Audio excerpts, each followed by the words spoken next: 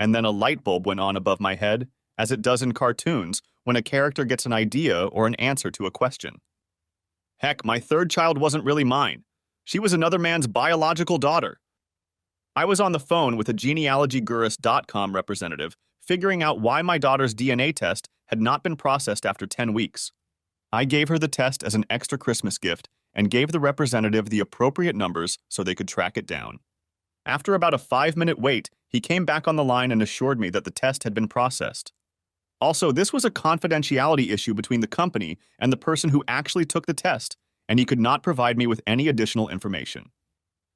But if you processed it, why doesn't it show up on my DNA evidence? Excitedly, I asked. Sir, there are several reasons why your daughter may not show up on your DNA evidence, but I am not at liberty to discuss this particular test with you, he replied in a somewhat irritated tone. And that's when the light bulb went off. Obviously, the number one reason she doesn't show up in my matches is because she doesn't fit. I ended the call in a daze. I remember hitting the red end call button, and then I started crying.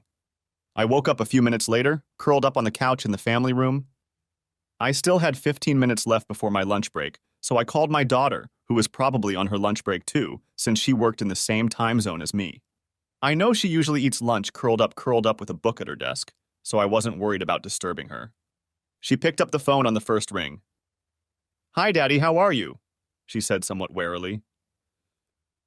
"Pumpkin, you know I love you and trust you completely, but I know what's going on with the DNA test," I bluffed. "I called genealogy teachers and was told it was processed about 2 weeks ago." There was the sound of air being sucked in from her side and then silence for at least 10 seconds. "I know, Dad, we need to talk, but I can't do it here and now. Call me tonight and don't be in the room with Mom when you call." I was a blur as I drove back to the office, and I have to admit that I didn't provide my boss with a productive afternoon at the engineering firm where I worked. There were so many things swirling around in my head, so many questions. And the thought that my little girl was not my little girl. Being analytical by nature, I knew I had to prioritize and then tackle problems one at a time. I was VP of engineering at Sycophus Electronics for a reason, and at this point I knew that the best thing for me to do was to treat my personal problems as project problems and address them in an orderly fashion. The old man, Dwayne Sycophus, taught me that himself when he hired me straight out of Purdue University to work for his then fledgling company. With Dwayne at the helm and me never far from his right hand, Sycophus grew into an industry leader, and we both made significant profits. I made great money, had great benefits, and worked with wonderful, witty people. And when I came home in the evening, there was a beautiful, sexy wife and 3 wonderful children waiting for me. Eventually, the kids grew up, left home, got married, and had children of their own. It was a little lonely in the house at first, but we found lots of things to do, and I think the loneliness revitalized us as a couple again. But as I thought back over the last month of my life, I noticed a few small incidents, including Marissa's phone call to my wife about 2 weeks ago. On Tuesday night, we were both sitting in the family room watching TV when Tracy's phone rang. She looked at it and said it was Marissa and then answered it. The conversation went on for about 5 minutes. Tracy answered with almost only yes and no, and I could see tears welling up in the corners of her eyes. When she hung up, I asked if everything was okay, and she said Marissa's cat had some health problems. "No big deal," she said, though I noticed she was a little nervous around me. I thought it was a little strange that she was taking Marissa's cat's health so personally. That must have been when Marissa found out about it. Tracy didn't know I sent Marissa the test. I didn't think it was noteworthy. Marissa was the only one of the 3 kids who had any interest in genealogy, so I bought a kit online and sent it to her. I've been researching my family roots for years on end, and I really liked the DNA test part. I thought Marissa would take the test with gusto. Obviously, I was wrong. When I got home, I tried my best not to act any differently with Tracy, even though I was seething inside. "Work on one problem at a time, I repeated to myself. I met Tracy at Purdue my sophomore year. We didn't meet until my senior year, but we've been inseparable ever since, or so it seemed to me.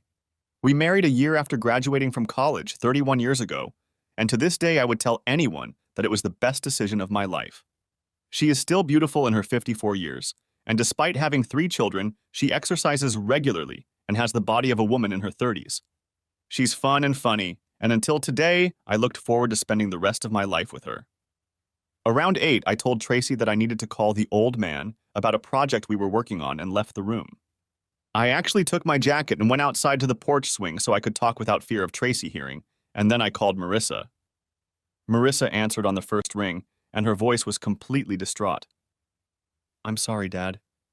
I know I should have told you sooner, but Mom asked that I not say anything until she had a chance to talk to you," she whispered, before I could say hello. "I'm not mad at you." "Calm down," I said as soothingly as I could. "I'm not accusing you of anything. You're just as much a victim as I am." I could hear her breathing heavily on the phone. I knew it was killing her. "Reese, I want you to know that this doesn't change anything between us. I'm still your father, and you're still my pumpkin. I've always given you kids all my love, and after all this time, I'm not going to stop now, unless you want me to stop." At this point, she fell apart and sobbed almost incoherently into the tube. "I love you, Daddy. I don't need anyone but you. This is my pumpkin. Look, I don't want to put you on the spot, but you're my best source of DNA information. We won't discuss other things so you don't get caught up in the middle of things, but I need to know if you've had a DNA match." "Yes, Daddy, that's right," she sighed. "Amanda Anderson turned out to be my half-sister." "Mandy? Uncle George and Aunt Ginny's Mandy? Oh, holy shit." "I'm sorry, Daddy," she said quietly. "It's not your fault, Pumpkin. You don't need to apologize to me, ever," I said as calmly as I could. That meant that George Anderson, Uncle George to my kids, appeals court judge George Anderson to the rest of the world, was Marissa's biological father. Damn! This meant that my wife slept with her boss when he was an attorney at the law firm of Gui Howe and Associates. That meant at least 25 years ago, considering Marissa was 24 years old. Tracy had been his administrator at the time. He'd left the firm to become a state judge a few years later, moving to the state capital before his career really took off. For her part, Tracy did not pursue a relationship with George, preferring to stay at Gui Howe and eventually taking the position of office manager. But in the few years that George and Tracy worked together, he and his wife Ginny became such good friends that our children still call them uncle and auntie, and their children call me and Tracy the same. And a few times when I was away on a business trip, Tracy and the kids would visit George and Ginny for a few days at their lake house. Oh crap! The kids even talked a few times about Aunt Ginny taking them here and there. Neither Uncle George nor Mom went with them, and I never even gave it a second thought. Damn it! I must have been distracted at that moment because I heard Marissa call out to me, "Daddy? Daddy?" "I'm sorry, Pumpkin." I got lost in my thoughts. "Thanks for your help, babe. Say hi to Drew." "Wait a minute, Dad. What are you going to do?" It was a legitimate question, but I didn't have a good answer, so I just told her the truth. "I'm not sure, kid." "Well, don't do anything incredibly stupid, Dad. A little foolishness is okay, but don't get arrested or anything." I hadn't thought about shooting Tracy until that moment, but I had promised Marissa that I wouldn't be arrested, so I guess that ruled out the possibility of shooting. I don't break promises to my kids ever. Calming Marissa down about our relationship was my #1 task, and finding out who Tracy's partner in crime was my second task. Task #3 was to start divorce proceedings after I found a new lawyer, because my current lawyer belongs to the firm Tracy works for.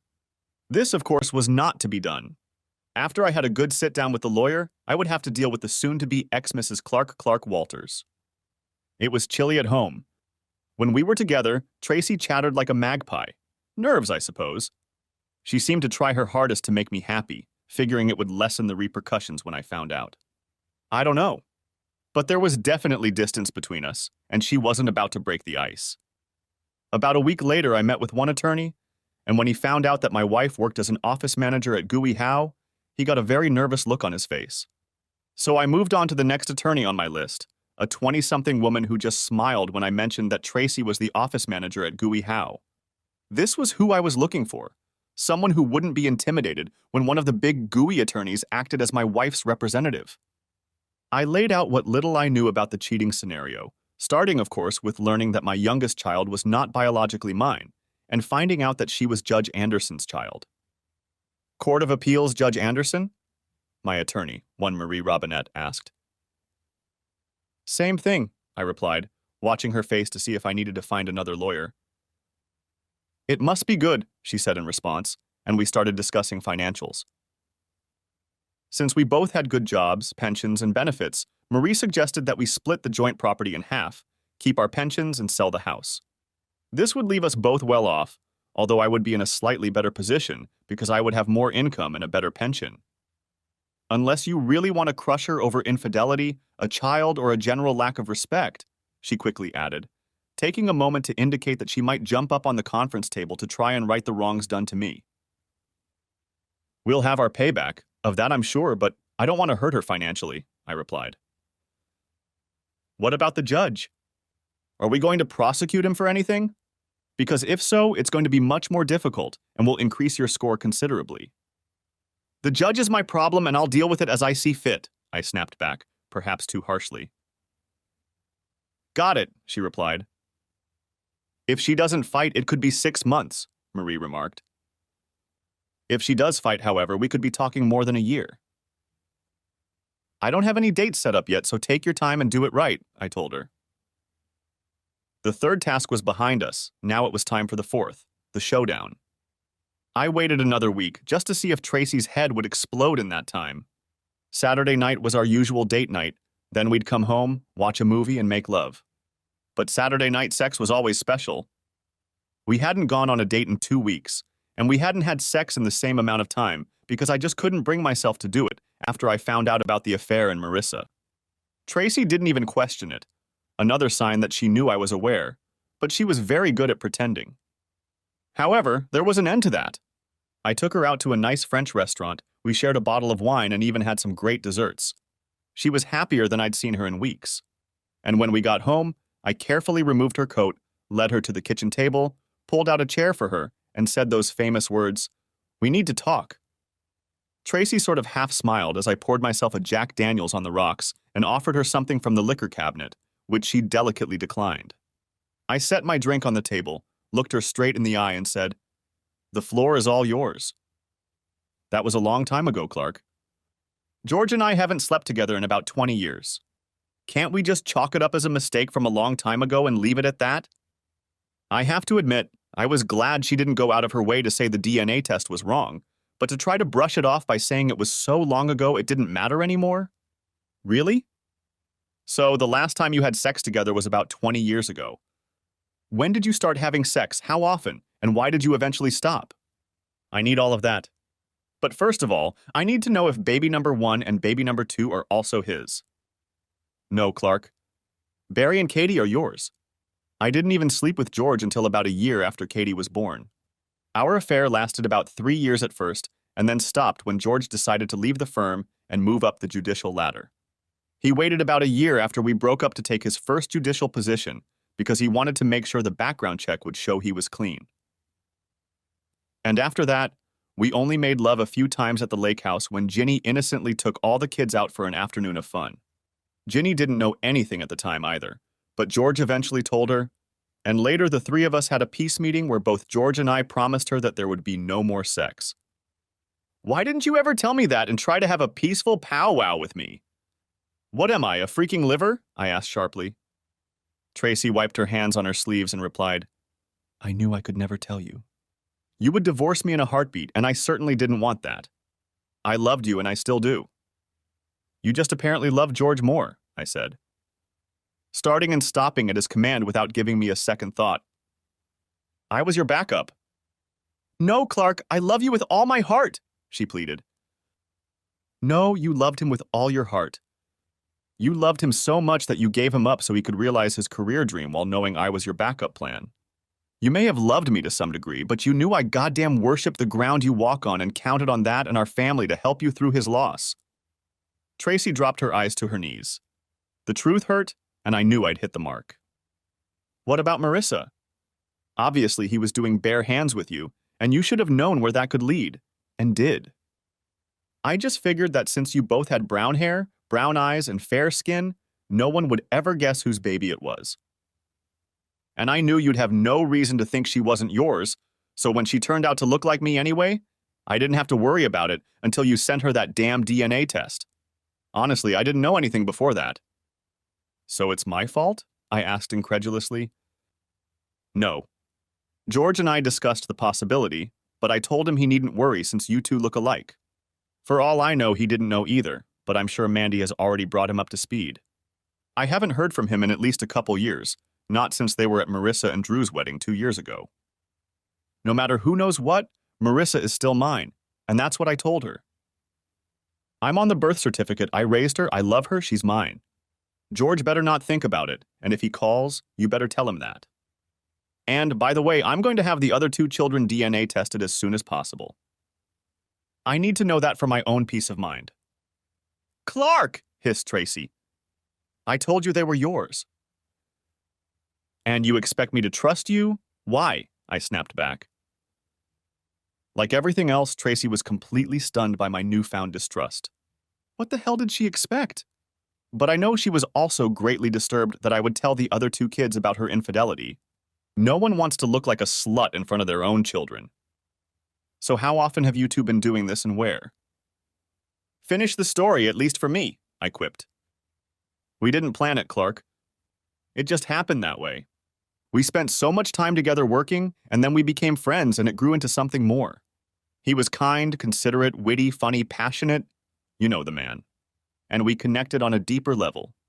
But because we had spouses we both loved, we kept things to a minimum and moved our meeting places, usually out of town. No, we never met here or at his house. That would have been wrong on several levels. But that didn't stop the 2 of you from shagging a few times at the lake house after the affair supposedly ended while Ginny was out with the kids, I pondered aloud. No, we haven't, she practically whispered to me. But I swear to you, we haven't had intimacy since. And Ginny knows about all of this and has forgiven you both? I asked, shaking my head in bewilderment. Yes, I told you. I don't think I can, I whispered, and there was undisguised excitement in my voice. We know what we did was wrong, Clark, but it's been over for 20 years and you never suffered through it while it was all happening. So can't we just go back to where we were a few weeks ago? You were my loving husband. I was your loving wife. Nothing has to change. But things have already changed, Tracy, I said. I've spent the better part of 3 weeks wondering what I did wrong that you fell in love with another man, and wondering if I could ever fully trust you again, let alone trust you enough to stay married to you. I gave you my heart completely, and you put it in your pocket and took it out when it suited you. It wasn't supposed to be a marriage of convenience. It was supposed to be a marriage of total commitment, of love. At this point, Tracy started crying. I hate it when she does that, and I usually try to calm her down, but this time was different. I went into the family room and turned on the TV, leaving her at the kitchen table. We slept in the same bed that night, but for the first time in a while, we didn't snuggle against each other. I moved as far away from her as I could on the double bed, and didn't let her slide into me when she climbed in. Her face reflected shock and pain. But I didn't care. Tracy made us a nice breakfast Sunday morning, and while we were eating, I brought up the subject of divorce. The affair was over 20 years ago. You didn't even know about it, for God's sake. It's over. Now let's just move on, she practically yelled at me. A mistake remains a mistake no matter how long ago it was, I shouted back at her. You deceived me. You lied to me. You cheated on me and violated my trust. These are not temporary problems. I got up from the table, leaving half my plate of food behind, and went outside to mow the lawn. That was the last conversation I had with Tracy until Wednesday afternoon, when she informed me that Ginny Anderson would be joining us next weekend. Needless to say, I wasn't thrilled, but Jeannie was an old, dear friend and had endured the same cheating that I had, so I figured I should have a chat with her. Ginny showed up Friday night at 6 o'clock, having traveled 2 hours from her house. She hadn't brought George with her. Tracy made stuffed flank steak with mashed potatoes, and I brought a couple bottles of Merlot to go along with it. Conversation was light and friendly during dinner, and then we retired to the family room with glasses of wine to, I assumed, get down to the main event. Ginny began to talk about the affair as a historical subject, very sterile and calm, but as she spoke further, her emotions grew stronger and tears came to her and Tracy's eyes. When George told me about the affair, I assumed it was over years ago and he promised me it wouldn't happen again, Ginny says. I'll admit I was devastated at first, but the more I thought about it, the more I realized that since it was over before I even knew about it, I guess I wasn't hurt too badly. And since I knew that Ginny wasn't some gold digger, I realized how it could have happened. George's personality is kind of addictive, isn't it? Although I didn't know about Marissa until a few weeks ago when everyone found out about it, I guess. I'm really sorry about that, Clark. Ginny never mentioned the few times Tracy and George met after the main novel ended, at the Andersons' lake house. I wondered if they had told her about it. I didn't bother to inquire, but I figured George must be a great lawyer because Ginny was almost apologizing for George having an affair instead of being upset with him. Unfortunately for Tracy, I'm not as settled as Ginny and not as enthralled by her oratory, so I wasn't willing to give Tracy and George a pass like Ginny, even if their romance had been going on for 20 years.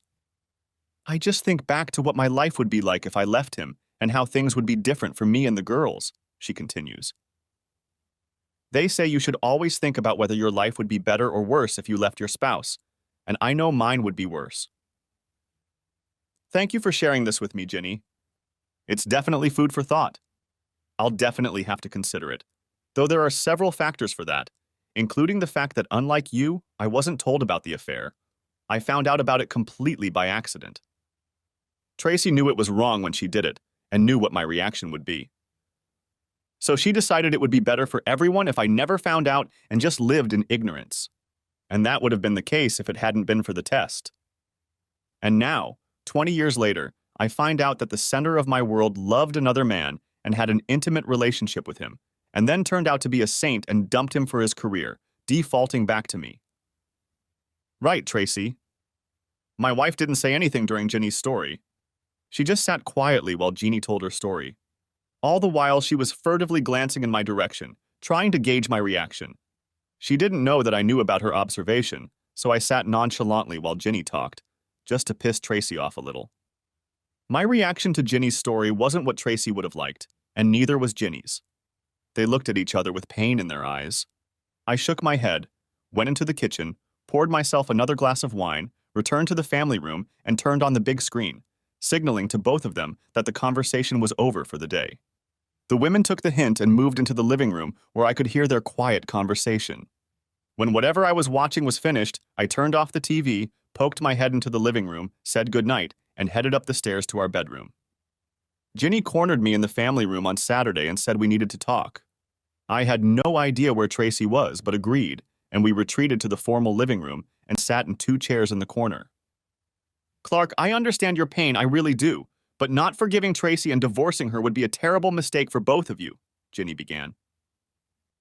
You love her and she loves you. That should be all that matters. The rest is history, and for the two of you to spend the rest of your lives apart because of something that happened 20 years ago would be horrible. If I can forgive George, surely you can forgive Tracy too. Honestly, I don't know if I can, Ginny. Like I said yesterday, I wasn't told about the affair, but you were. I wasn't told because she knew it was wrong and I wouldn't have forgiven her then. Why should I forgive her now? She cheated on me for 20 years. She had an affair for a few years and she cheated on me for another 20 years. How can I forgive her? How can I trust her again? I shook my head, stood up and left the room, passing Tracy in the hallway. She was well aware of what I'd just discussed with Ginny, and she could see from the look on my face that I wouldn't budge an inch. Dinner on Saturday night was very quiet. The women tried to make small talk. I wasn't interested. I didn't say 3 words during the entire dinner. After a quick thank you, I grabbed my jacket and headed out, telling the couple I'd be at Malone's, my favorite place to have a quiet drink. When I arrived at Malone's, Ronnie, the woman who owned the bar, was chatting with other customers in the far corner. Instead of taking a seat at the bar, as I usually do when I walk into a restaurant, I sat at a table by myself, feeling miserable and, by all accounts, looking even worse. Marnie, the bartender, came over with my usual Crown Black on the rocks and made the remark that I looked like my dog had just died. Sort of, but nothing as important as my dog. Just my marriage, I giggled unconvincingly. Marnie walked over to Ronnie and whispered something in her ear. Ronnie moved away from the customers to the far end and came over to me, sitting across from me at the table. Okay, Superman, spill it, she said. Ronnie was about my age, a largish woman of Irish descent with freckles and red hair that she wore like a badge. She didn't put up with crap from anyone, but in case someone did get rude to her, her husband Moose cooked meals in the back room. Moose was 6'3" and weighed 280 and was a former Marine sergeant. The Malone's was not a rough place, But things got out of hand at the bar sometimes, but I only saw it once. The offending man had sassed Ronnie, and when she sassed him back, he didn't have the sense to shut his mouth. Moose hit him with one punch and then pinned the dumbass to the floor with his foot until the cops arrived to clean up the mess. Ronnie called me Superman because of my name, said it reminded her of Clark Kent, and swore to everyone that even though I was a nice guy with a good job, she didn't want to see me angry. We always had a good laugh about it. I've been coming to Malone's for 20 years, sometimes with Tracy, sometimes without, sometimes to eat, sometimes just to drink. Ronnie and Moose got to know both Tracy and me well, and she could read people, including me, pretty well. She was like the sister I never had. Tracy and I are done, I began. I hadn't told anyone anything up until that point, and admittedly, it felt good to finally talk it out. I found out she cheated on me with her boss about 20 years ago. Not once, not a few times, but for 4 whole goddamn years. Any younger me, Marissa, is his.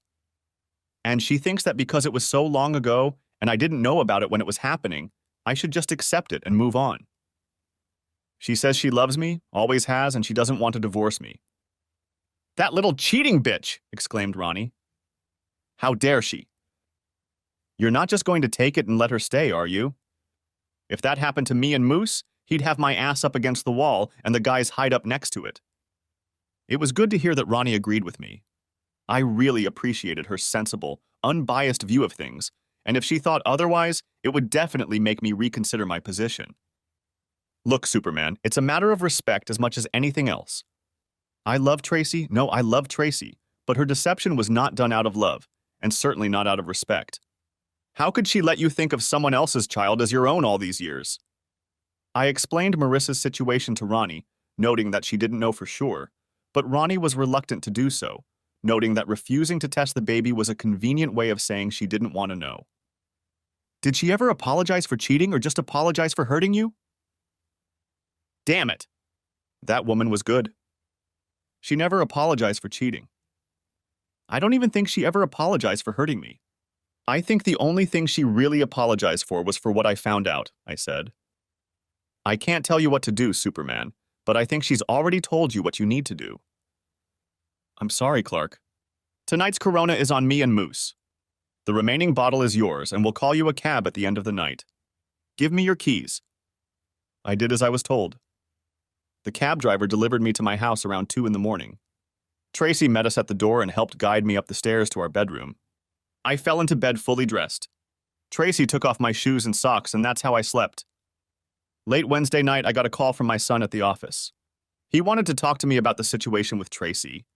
He didn't say so, but apparently Tracy had decided she needed to bring in the heavy lifting, the kids, to talk me out of the divorce. My son and I are usually on the same page on most issues, but from talking to him, I realized that Tracy had put a lot of effort into this, and it had paid off because he definitely saw her side of the divorce story.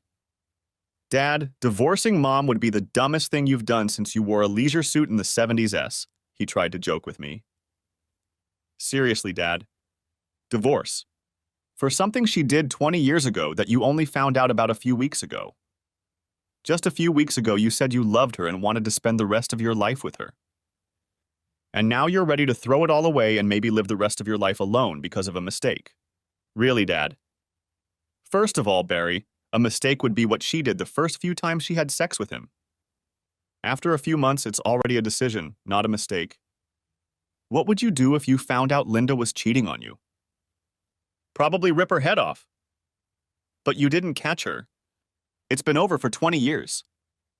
The physical act was over. The deception, the lack of respect continued, I replied coldly. Barry, I thought you were smart enough not to get involved and take sides. But you've stepped in where no child should step in. You've come between your parents. And for what, Barry? I'm not going to change my mind. I'm the injured party here and you're pissing me off. I put that woman on a pedestal. I idolized her and she knew it. She was never going to tell me that. And if it hadn't been for the accident, I would have gone to my grave worshiping her. And she just used me as a second choice when the man she loved the most didn't want to marry her. Do I feel used, Sonny? I sure do. Dad, aren't you being overdramatic? I think he was still talking when I hung up. When I walked in the door around 6 in the evening, Tracy was already preparing a delicious meal. She didn't look happy when I told her I wasn't hungry, poured some Jack into a glass, turned on the TV, and sat down in my favorite chair. She walked in and asked what was wrong. Same shit, different day.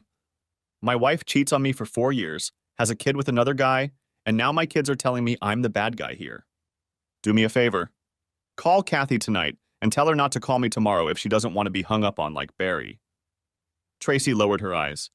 You'd think after 31 years she'd know not to piss me off on her behalf. What makes you think the divorce won't go through? Said I, raising my voice.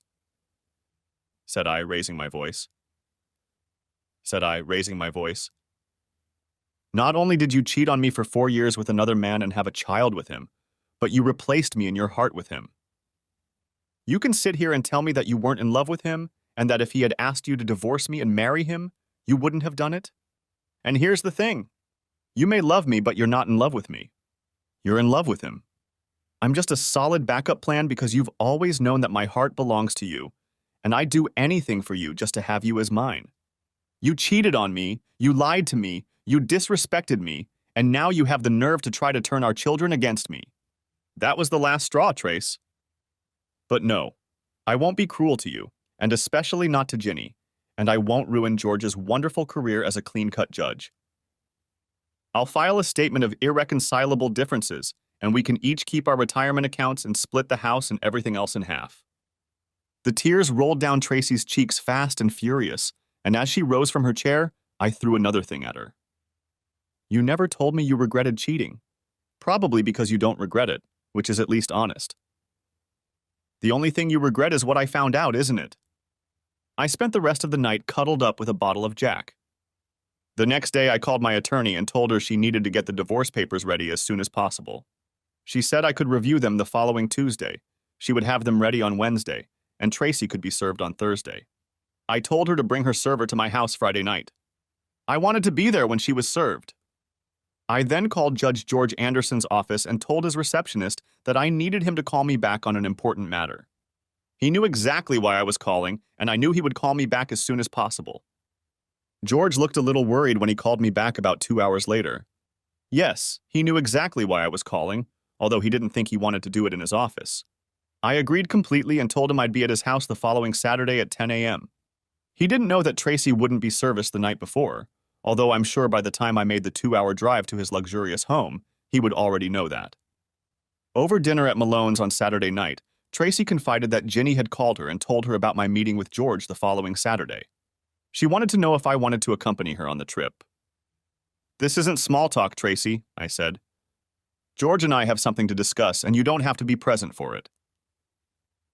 You should remember that he's an appellate court judge with an excellent reputation who might even be shortlisted for a Supreme Court judgeship. If you do any machista stuff with him, you could get arrested, and besides, you promised me you wouldn't do anything to hurt his career. That's right, you'll prefer him to me again. But don't worry, I intend to keep my promise. I won't do anything that might get him dropped from the short list of potential Supreme Court justices. God forbid. The show must go on. After telling the old man in the office what was going on in my life, I took a couple personal hours and met with my attorney to go over the divorce papers. I gave her the okay. As I was about to leave, she asked if I had any plans for Judge George. Why would you worry about that? I asked, winking at her. Because I'm still handling some criminal cases, and I thought you might need a good lawyer. You engineers don't seem to get too emotional about a lot of things, but I know you're pretty tight-lipped, and your methodical approach to things scares me. She handed me her business card and I walked out of the office. For the next 3 days, time flew by quickly. We had a big project going on in the office, and it allowed me to focus on something other than my life. The old man even told me he was amazed at how focused I was, despite all the turmoil in my life. I told him I was glad that at least something was going right. But on Friday night before I left, I told him about Tracy being sued and me facing George, and warned him that if things went wrong, I could be in jail on Monday. He assured me he'd have my back, and my bail money. We parted on a handshake. I came home to yet another wonderful smelling meal that Tracy was cooking.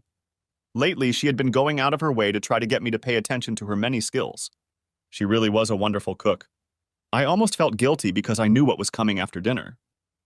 We ate mostly in silence, as we had for the past few weeks, though I didn't fail to tell her how wonderful the meal was. After all, I'm not an ungrateful bastard.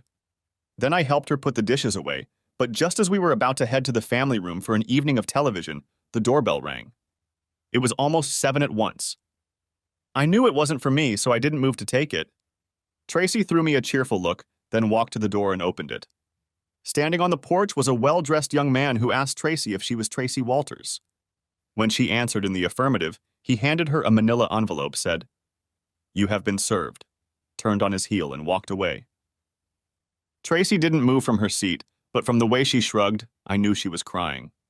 I walked past her, closed the front door and took her by the shoulders and led her to the kitchen table. She looked completely shaken, even though I'd told her she would be. We sat in silence for what seemed like an eternity, but in fact no more than 5 minutes had passed. Finally, she muttered, "You bastard!" and ran upstairs to our bedroom. I didn't follow her. The hard part was done. On one of the few occasions since we'd been married, I didn't sleep in the same bed as Tracy that night. I went to the bedroom we'd set up as a guest bedroom and slept there, though to call it sleep would be generous. I had broken up with the woman I had considered until a few weeks ago to be the light of my life, my soulmate, my everything. Despite everything that had happened, we were still sleeping in the same bed. I guess neither of us wanted to make a move on her. But now it was over, at least in my mind. I got up, took a shower, and when it was time to get dressed, I very quietly made my way to the bedroom and got everything I needed, trying my hardest not to wake Tracy and start something. I didn't bother to see if she was asleep, I just grabbed my clothes and left. I dressed as usual, a collared shirt, decent Levi's jeans, and the metal-tipped cowboy boots I had custom-made when we visited our son at his home in Dallas. I left a little earlier than I really needed to. I didn't want to be late for the meeting. If I got there early, I could always kill time at the cafe, which I did. I stood on the porch of George and Ginny's house at 10 sharp and rang the bell. Ginny, looking lovely as always but very nervous, opened the door. "I'm sorry it ended this way," was all I could say as she leaned over to hug me. She didn't say anything back. She took my hand and led me into the room where George had arranged all of his memorabilia and pictures around the room. George was sitting in his favorite chair, but when we walked in, he stood in front of the chair. "Hey, Clark." "Hey, George." Ginny looked very scared as she left the room. We stood about 6 feet apart and looked at each other. I had once considered this man almost an older brother, so close we were. George was 2 years older than me, about the same height, but the soft life of the last 20 years had added about 30 more pounds, about 20 on his round belly. We shared hopes and dreams with each other, had fun together, fished together, hunted together. I was proud to call him my friend, and proud of where his career as a judge had taken him. Now, standing in front of me and appraising me with his gaze, he was no longer a friend but an enemy. The man who had stolen my wife's love, impregnated her with his child, and ruined my life. Suddenly, I was seized with rage. "You get to keep my wife's heart, you bastard!" I yelled at him. "You also get to keep your squeaky image because I promised Tracy I wouldn't tell anyone about this, and I don't break promises to that woman." "But you won't keep your balls!" At this point, I took a long, quick step forward with my left foot and then planted my right foot and drove it forward and upward, aiming for a 50-yard goal, the target of which was his aforementioned testicles. George reacted even slower than I had anticipated, and my metal-tipped boot hit the target accurately and precisely. I felt his balls clench as I thrust my foot as high as I could, and then heard him yelp like a wounded animal. He collapsed to the floor, holding his gonads with his hands and squealing like a hunted pig. At that moment, Ginny ran into the room, saw her husband on the floor, and rushed to him. He continued to scream in agony, and there was nothing she could do to calm him. She looked at me in fear. I pulled my cell phone out of my pocket and dialed 911. "There's been an accident at Judge George Anderson's house," I said. "We need an ambulance." I turned on my heels and headed for the door, but no sooner had I reached it than Ginny grabbed my right arm. I thought I was going to have to hit the woman, but instead of hysteria and anger, there was a calm expression on her face. She hugged me tightly and whispered, "Thank you. We know what we have to do." I hugged her back, walked out of the house, got in my car, and drove home knowing the cops wouldn't come after me. Jenny understood and would explain it to her husband sometime in the future when he could think straight. The ride home brought me relief, or maybe it was a kick in the balls. I don't know, but after months of daily heartbreak, I felt free. Funny thing is, once I finally realized Tracy's betrayal, her grip on my heart loosened, and I was able to think clearly enough to do what was right for me. It may not have been right for everyone, but sometimes you just have to take care of yourself. That's what everyone else has done for the past 20 years, so why shouldn't I do the same? Yes, I knew that some part of me would always love Tracy, but I wasn't going to waste any more time researching this novel. It wasn't my fault and it wasn't my choice. It was time to move on. When I got home, I went down to the basement, grabbed a couple suitcases, and headed for our bedroom. I passed Tracy sitting in the family room, and she followed me into the bedroom. "So that's it then?" she asked. "That's it. 31 years old and out the door?" "Tracy, I'm sorry you're so wrapped up in yourself that you can't see how you deceived me. How you stole 24 years of my love with your deception. You can't see that and you probably never will. But I've gotten over it and I don't hate you. I don't even hate George, though that poor bastard probably thinks I do now. I'll reconcile with Barry and Kathy sometime in the future. You should make up with Marissa as soon as possible. Poor girl's a mess. Sign the papers, Tracy, and let's get this business over with. I'll have the rest of my stuff out of here in the next few days. I don't think we need to talk anymore. If you have anything to say to me, I put my lawyer's business card on the kitchen table." She stood there in shock, tears in her eyes, but there were no words. I picked up the suitcases, went downstairs, and put them in the trunk of my car. I went back to the house, packed up my things, and left. 31 years just like that. Epilogue. I lied. Apparently, George was able to save one of his testicles after all. It took major surgery and months of pain, but they were able to save one of his testicles. I found out about it from Marissa, who had been contacted by Jeannie looking for me. Ginny didn't have my phone number, and no one else in the family wanted to tell me. In fact, no one else in the family is still talking to me now, 8 months later. But I've made my peace with it. According to the official story, Judge George fell on the corner of his ornate office desk, hit himself hard, and then did it again, falling to the floor. The press called it a domestic accident to be sensitive, and did not report that the blow came to the genital area. He got a lot of sympathetic press. I guess that won't stop him from getting on the Supreme Court shortlist. Tracy signed the divorce papers within a week, and the divorce was finalized last week. The house will be auctioned off.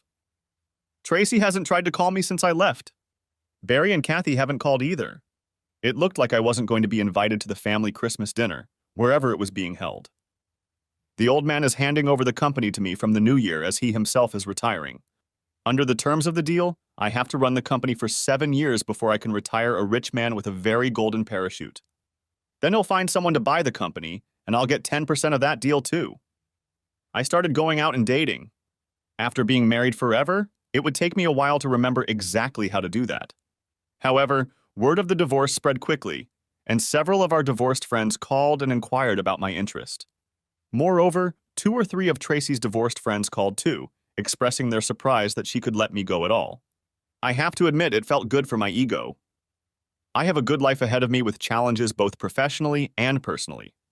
I am working on finding new hobbies in my spare time away from my personal endeavors. One hobby I have given up is genealogy. I used to do it. Thanks for watching, I hope you enjoyed it.